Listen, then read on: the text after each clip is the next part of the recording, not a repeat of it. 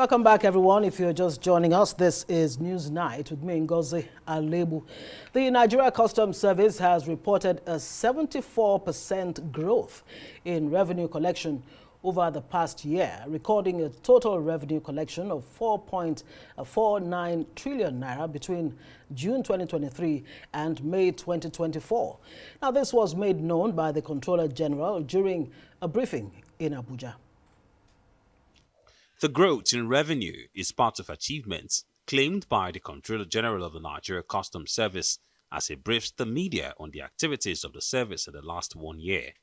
The service says it collected 4.49 trillion naira between June 2023 and May 2024, compared to the 2.58 trillion naira collected during the corresponding period of the previous year. According to the Customs, the revenue boost is spurred by a sustained increase of 70.13% in average monthly revenue collection in the period compared to the previous year. This achievement was underpinned by a sustained increase of 70.13% in the average monthly revenue collection compared to that of previous years.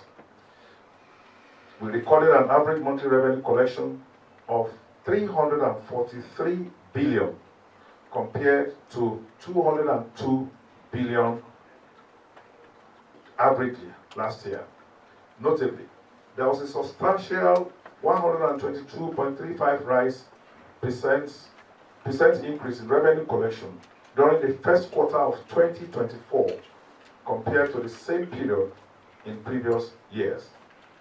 While the Nigeria Customs Service is one of the nation's highest revenue-generating agencies, the Customs boss says the service has contributed significantly to improving trade facilitation and maintaining national security through efforts like promoting food security, anti-smuggling, and seizures of arms and illicit drugs.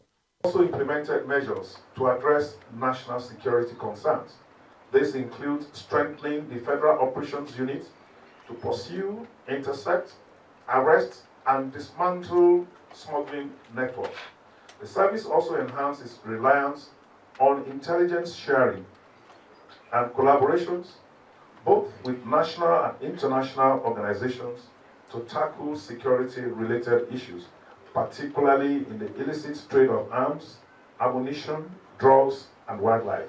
Among the challenges listed by the service is an unstable exchange rate, assault on its personnel, non-compliance with customs laws, and the ongoing automation of all customs processes through its customs modernization program. Ferdinand Duroha, Arise News. Well, the Nigeria Customs Service has started verifying privately owned aircraft operating in Nigeria. The verification is aimed at identifying improperly imported private aircraft without documentation. At least 80 private jet operators are required to present their aircraft import documents at the Customs headquarters.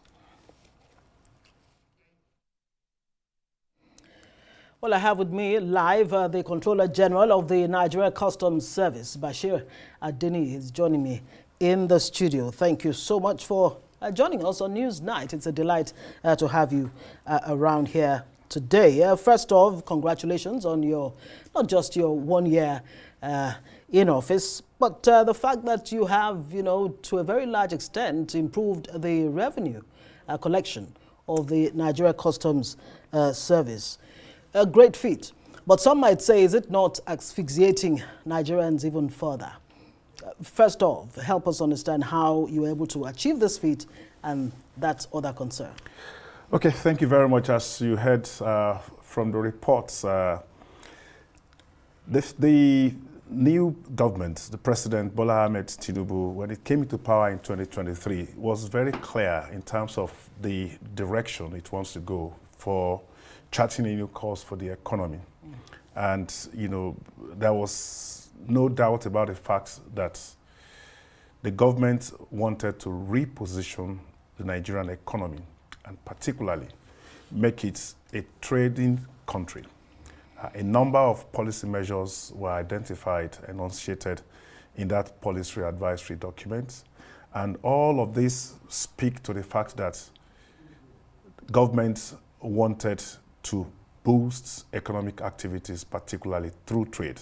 And when you talk about some of those things that were, specifically mentioned in that document, the need to decongest the port area, the plan to introduce a single window for clearance of goods, the need to improve and expand exports, the reconstruction of access road to the ports and things like that. So there was no doubt about the fact that government really wanted to pay attention to maritime activities, the marine economy, and everything that has to do with the port ecosystem. And we've learned from experience that revenue do not just come. Revenue is not just a question of applying the tax base with the tariff and all of that. Right. It goes beyond that. So you need to address the environment around which these activities are going on. And this is what government has done right, facilitating trade, taking measures, deliberate measures to facilitate trading activities around the port, international trade. And I would say these are some of the things that has created the enabling environment for the customs. A number of things have also changed between last year and this year. If you talked about the act, the new act, the pieces of legislation that customs used to drive our operations in the port, that also aligns with the policy of the new government in terms of creating an environment for trade. So a lot of trade facilitation measures were included in that act, and I would say that the act is purely trade facilitation compliance. So when you facilitate trade, you increase turnover, you reduce the costs and the time it takes to do business. And then, you have so many of these importers, having quick turnover, bringing in their containers, paying duties and going back, for those that are in regular importation of trade. Okay, great. I mean, let's talk about imports, exchange rate. One of your challenges, as indicated in that report, is the exchange rate and how it's affecting import duty. And one of your visions is to stabilize, exchange rate, import duty and what have you. How are you addressing that particular issue? Well, from the numbers that we have, we discovered that exchange rate is one of the most important factor affecting what we do, affecting the revenue that we bring in the country. And the law is very clear on who determines the exchange rates. It is the apex bank. It is the monetary authority. In our case, the Central Bank of Nigeria. So all we do is to work with the CBN and all other stakeholders that are involved, in the business of conducting international trade, to ensure that we have a rate that is, stable enough that will enable our business operators to plan, to predict what they can, to plan their stock and predict what they want to do in 3 months, in 4 months, in 5 months. What we experienced in the first quarter of 2024 was a very, very critical situation for Nigerians and Nigerian businesses generally because of the volatility that we had in the exchange rates. Yeah, and that has specifically affected car dealers, for example. I heard a car dealer really screaming and, in frustration. It has really affected car dealers. Definitely, we had as much as 45% decrease in the volume of cars that were brought into Nigeria at that period. And they were actually not the kind of cars that fetched optimum revenue for the customs. Right. So it's not only car, even regular imports was affected because people could no longer, import raw materials as they want, and then the volatility did not allow them to plan for tomorrow. So the rate is X today, tomorrow it's X plus 20 or X plus 25 and things like that. So made life extremely difficult. But we've seen some relative degree of stability in the second quarter. Okay. Because there are lots of discussions that are going on, some at the level of the National Assembly, but most of them spearheaded by the Honorable Minister of Finance and the Coordinating Minister of Economy, Great. bringing all the stakeholders that are involved together to ensure that we achieve some stability. One major challenge to the Nigerian economy is the smuggling of fuel across the borders. How are you, plugging the loopholes that allow for this, smuggling of fuel across our borders and costing Nigeria a lot in terms of revenue? When you get open source intelligence, you discover that the prices of fuel in our neighboring countries creates a lot of incentives for smuggling. In Benin is something around 1,500, 1,600 per liter. In Cameroon is high as 2,000 naira per liter. So when you have this kind of things around our neighbors, and we are still doing a liter 700, 710, 720, there is already an incentive because the arbitrage is very, very wide. So people will want to buy at 750, put it in some kegs and whatever, and get to the nearest borders and sell them across the border. How are you checking that effectively? Yeah, well, first is through collaboration. The agency that is involved in this is the NNPC and the Nigerian Downstream Midstream Regulatory Agency. We are collaborating with them to ensure that we monitor in real time the movement, the trucking of products from their depot. And when we see those that are moving across the border areas, there's a red flag. And how much success have you achieved in that regard? Yes, we launched a special operation about 3 weeks ago, and I must say that we have had tremendous successes, in arresting them, in getting to the cartel, dislodging them, making them run out of business. Just today, somewhere around Badagry, we saw a particular situation where the owner of, a filling station constructed a hole in the wall. Wow. And then passing the nozzle from the dispenser right through the hole into some jerry cans behind the scene. We got credible intelligence and we located them. In places like Kebbi, what we saw are that there are tankers that are destined, at least by the papers that they have, destined for places like Plateau, Kwara, Oyo, but we find them in Kebbi. And, some of them with forged papers, some of them. So, in Adamawa, it's also the same. I was in Adamawa some 2 weeks ago, and we saw, that these products are moving in tankers. So we're getting collaboration. We're seeking collaboration and understanding of people in the border communities. Great. That, it might be a little bit difficult for them during this operation, but Nigerians stand to benefit if we stamp out smuggling of PMS in the country. And of course, give you the intel that you need to pursue these unscrupulous, members of society. Now, let's come to the issue of special verification for private jet owners. What do you have against private jet owners? Why has this become necessary? Are you discovering some discrepancies with the private jet owners? Are they beginning to respond?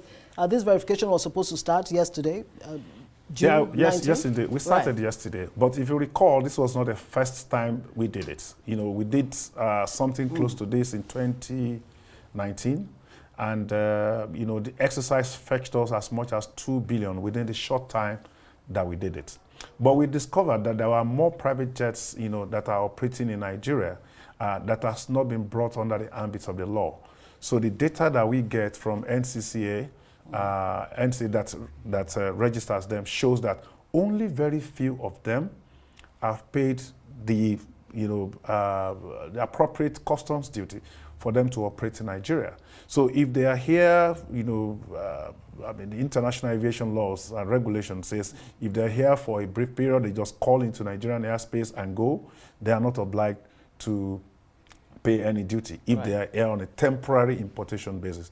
But once they are here and they are used within Nigeria, they are liable to payment of duty. And so the verification exercise was just for us to confirm those that are operating within the ambit of the law and those that are operating outside it. And, very few of them have showed up for verification. Right. And we have an intelligence that actually a good number of them are actually leaving Nigeria since this announcement was given. Oh. Now, a good number of them are actually running out of Nigeria because of, the fact that they don't want to stay back and verify. But and are show there us their papers. systems within the Nigeria Customs, to ensure that they don't circumvent the system? Yes, there are. I mean, it's assumed that when you bring in an aircraft and you register, the next thing for you will be to come to Nigeria Customs, Right. and account for customs duty if you are going to make use of the aircrafts in Nigeria. But we've seen so many of these birds flying, left, right, and center, and our record tends to show that only very few of them had shown up to pay duty, and this is why we're doing this verification. Great. Very quickly, before I let you go, now, one of the key functions of the Nigeria Customs is to generate statistics, for planning and, budgetary purposes. Is the NCS filling that gap in a way that it can help government in terms of planning and, budgetary, planning or allocation, if you like? Yeah, last year was declared by the international customs community as the year for data analytics. And since then, we have leveraged on that to put our focus on, the use of data in our operations. When you get data right, you can plan accurately, like you have said. You can predict trends. You can follow what is happening and be able to predict what is going to happen next in terms of customs operations. Now, customs sits on a lot of data, and we know that, for imports, exports, transit, and all of that. And through this data, we could generate a lot of intelligence for government. We're already doing that. Okay. And it is part of what we're doing with PMS data that we're able to launch the operations that I talked about that is, resulting into lots of seizures of smuggled PMS. So I agree with you. We needed to work with government agencies, specifically those that are charged with the responsibility of producing these statistics, NBS, for example. We also need to do a lot of capacity building because there is a lot of capacity gap in the area of data analytics. Very quickly, before I let you go, I mean, it would be nice to get your assessment of your 1 year in office, or first year, let's just say, in office. How has it been in terms of, performance? Of course, you've made so much money, welfare of your men and all of that. Just give us, an assessment. I'm happy you mentioned welfare because these are the officers that are driving the reforms that we are doing. So we are also making a lot of efforts to ensure we address welfare issues. For example, we're lucky to have the chairman of Nigeria Customs Service Boards who shares this passion for us to improve welfare of our officers. So in terms of remunerations, in terms of working conditions, in terms of adequate payment of allowances, when due, and even in terms of reviewing the basic pay-home salaries of Nigeria Customs Service, efforts are in progress in this, and I want to believe that by the third quarter of 2024, we would make some of this known to officers so that it will serve to motivate them. But there are a number of other things that are associated with welfare. Promotions, for example. Promotions used to be, very stagnant. So now, working with the board of the Nigeria Customs Service, we had an understanding that every year, by 1st of January, we are releasing promotion of officers that are deserving. Right. We've done it in January 2024. We're hoping that by January 2025, the next batch of officers will benefit, and they will be paid salaries commensurate with their new ranks. And the cleaning up of the customs, changing that perception that customs is an agency of government that has corruption going on in it. Well, are you looking at that very seriously? Yeah, we can't run away from that fact. When you entrust some people with some money, sometimes there could be temptation for them to want to compromise. But we already have, the machinery, very strong machinery to counter that. Our automation, the application of technology in our operations, makes it very easy for us to trace, to track what anybody has done on the system, because virtually all our operations are now automated. So it becomes very easy to know what Wale Adeniyi did on this system 1 month ago, 2 months ago, 1 year ago. So they all know that we can carry out audit at any time and get them. And we are actually getting them, not just customs officers, but also stakeholders who may be compromising our system for their like benefits. some customs officers have been, accused or alleged to be involved in smuggling too. Are you looking seriously at that? Not just smuggling. Any officer that compromises his position, any officer that compromises, abuses the trust that he has, will have to be punished. There are no two ways about it. And we have very clear processes for punishing them. So it's not just about us talking about it on the social media, they did this, they did that. We have established processes that we have to, bring those kind of officers. But have you received any reports, and what actions have you taken? Of course we have. I mean, what I'm trying to say is that it is not an event. It is a process. It will follow some kind of procedure. We would have to set them up, give them the charges, they defend themselves. We met out appropriate decisions, and then these decisions are taken to the highest level, the board. The board, of course, ratifies before we implement. I think I've said final question 3 times, but finally, what's your revenue projection in the next 1 year, since you've been able to achieve 4-point-something trillion? Yeah, we did 4.1, 4.5 in the last 1 year. This was just because the timeline we used was my 1 year in office. Right. Now we have the target for 2024, which stands at 5.1 trillion approximately. So we've already gone almost halfway by the by the end of May. We are optimistic that we would meet this target come December. Thank you very much for joining us on Newsnight, Bashir Adeniyi, Comptroller General of Customs. Thank you so much for joining us. And I would say, esprit de corps. Thank you very much.